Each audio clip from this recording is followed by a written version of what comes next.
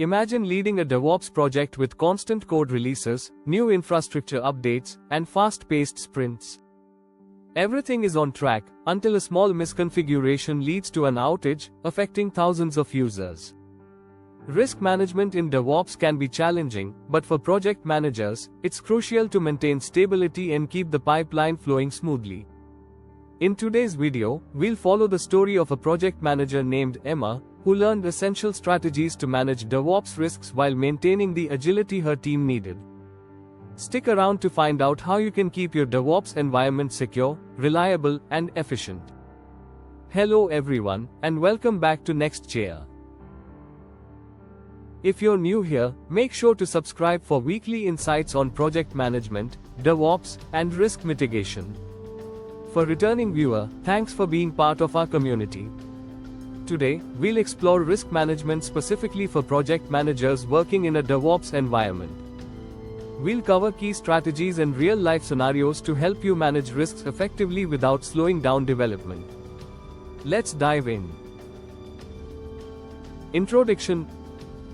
In a DevOps environment, risks are high as you balance speed with control.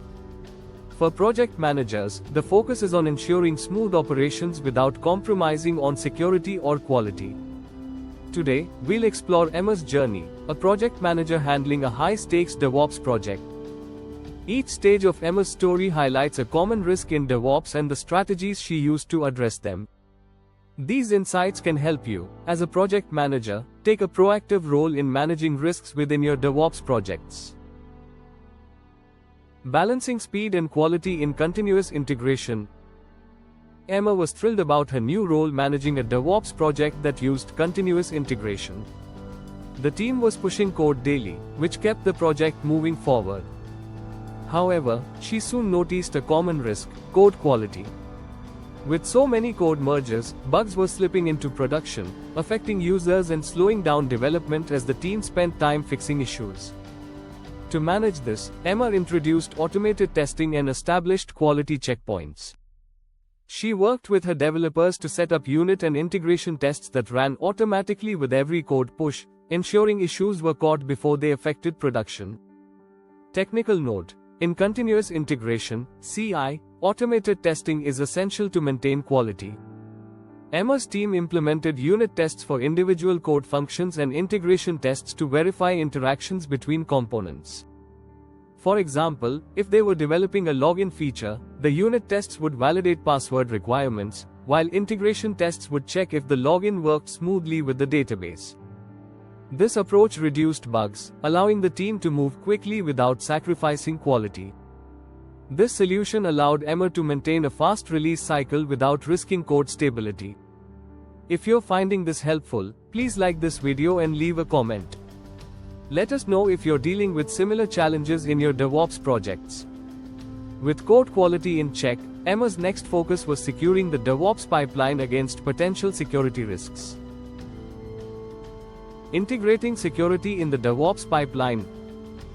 As her project progressed, Emma realized that security was often overlooked in favor of speed.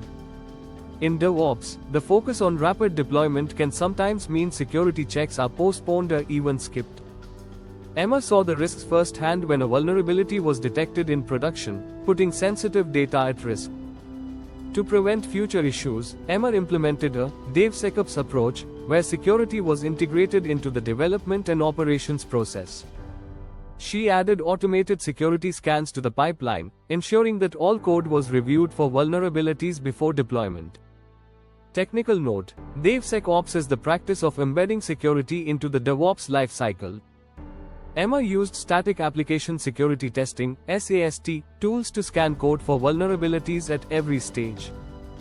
These scans helped her team catch security issues early, like SQL injection risks or insecure data storage.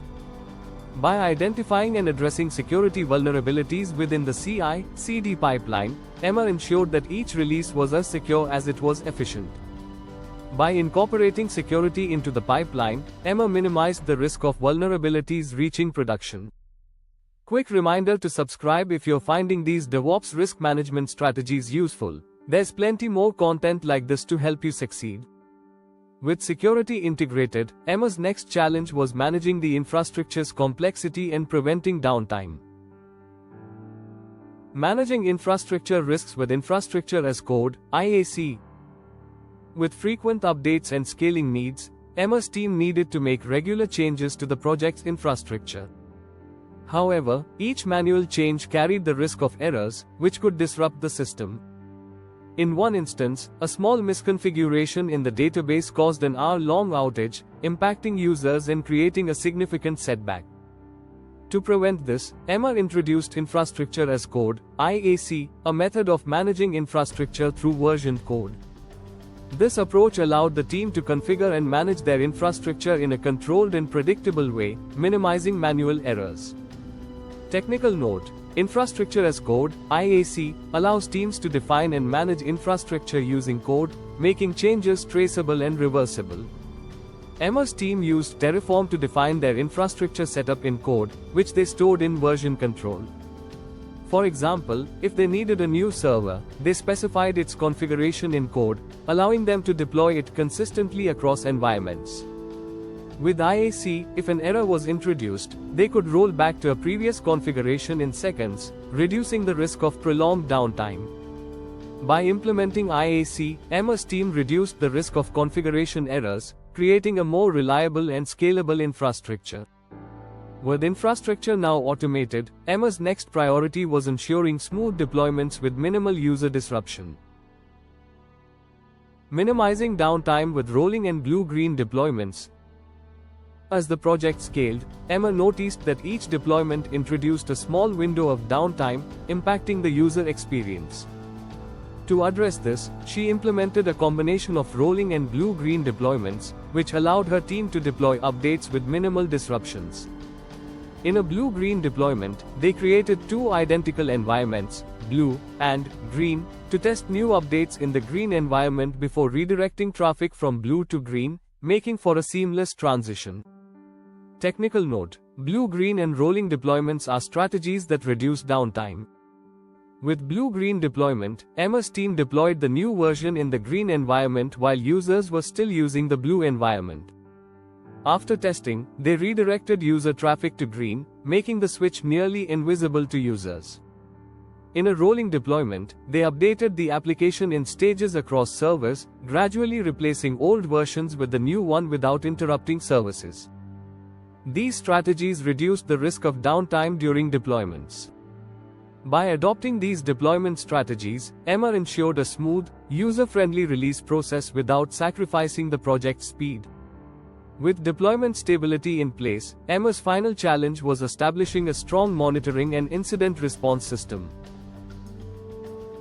Continuous monitoring and incident response plan. Despite careful planning, Emma knew that unexpected issues could still arise in production. To detect problems quickly, she set up continuous monitoring and an incident response plan. This allowed her team to catch issues immediately, minimizing their impact. Emma used monitoring tools to track key performance metrics, such as CPU usage, response times, and error rates. She set up alerts to notify the team of any unusual activity, enabling them to respond swiftly if needed. Technical note: continuous monitoring involves using tools like Datadog, Prometheus, or Grafana to track system performance in real time. Emma's team created dashboards to monitor CPU usage, memory utilization, and error rates, and set alerts for abnormal spikes. They also established an incident response plan, assigning specific roles and action steps for each team member, so they were prepared to handle incidents quickly and efficiently. This monitoring system, combined with a clear response plan, allowed Emma's team to identify and address issues before they affected users.